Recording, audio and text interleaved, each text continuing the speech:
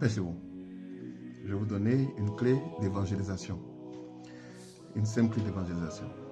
Pour évangéliser, il ne faut pas arriver pour prier. Avant d'arriver au lieu d'évangélisation, il faut que tu aies déjà vaincu avant d'arriver. Ça, c'est un. Il faut vaincre avant d'arriver. Maintenant, il y a un type d'évangélisation. Il y a des personnes que le Seigneur envoie pour évangéliser et établir. La plupart du temps, moi, j'ai été invité, ou bien je contacte les prêtres, et puis on invite les gens, on chasse les démons, on guérit les malades, et puis on présente Jésus, et puis l'église sur place va s'occuper. Mais il y a des gens qui implantent, voilà. Enfin, d'un village pour implanter, que ça prend du temps, il y a des clés. Je vous donne une clé principale. Quand vous allez évangéliser dans un endroit, il y a des personnes qui sont des clés. C'est-à-dire que tu regardes dans l'endroit, il y a peut-être quelqu'un qui est isolé, qui est pauvre dans un endroit. Ou bien il y a une qui est chef de prostituée. Si c'est le gang, c'est généralement le plus, excuse-moi pour le terme, mais le plus meurtrier. Ce sont ces gens-là. Il faut prier pour eux avant d'arriver sur place parce que si eux, ils sont convertis, c'est une clé.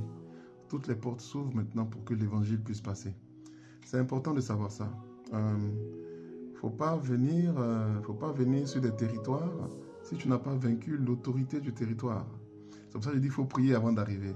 Maintenant, quand tu as prié et que spirituellement Dieu dit va, quand tu arrives, il faut savoir que cette autorité a un représentant. J'ai trop parlé. Non, j'ai bien parlé. Oui. Et c'est ce représentant-là vers qui il faut aller. Voilà, c'est dans des villages, il y a des gens, vous les voyez comme ça.